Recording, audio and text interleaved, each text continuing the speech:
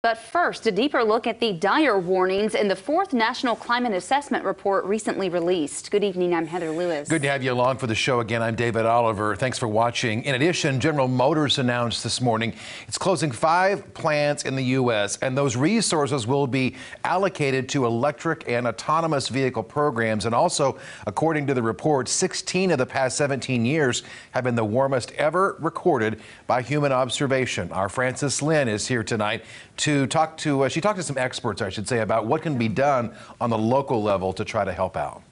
David, Heather, so recycling is an important thing to do to reduce greenhouse gases.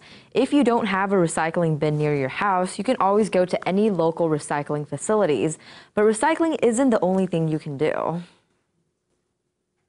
According to the report, planet Earth has warmed 1.8 degrees since 1901, and the dominant cause is human activity. The wildfires we've seen in California, the extreme weather patterns we've been seeing, the massive amounts of drought we've been having on our farmers here in Missouri are due to man-made climate change. The report also states climate change will disrupt economic growth, causing losses in infrastructure, plus impact air quality and the transmission of disease through insects and food. Sun Solar CEO Caleb Arthur says solar panels is a way to help mitigate climate change.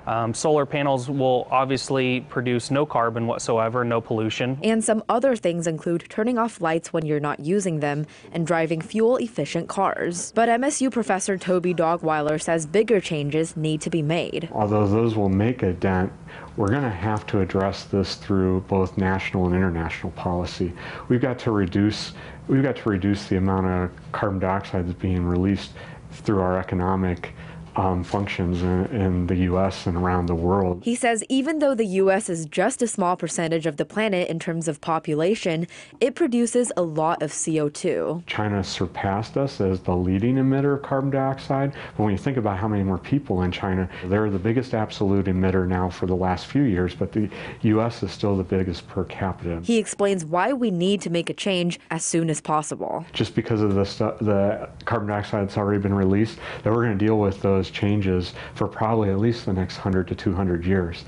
But if we stopped right now, we could head off the worst of the forecast. If we don't stop for 10, 20, 30, 40, 50 more years, we're going to keep getting further down that road where we're past the point. Each time we go down that road a little further, we're past a point of no return.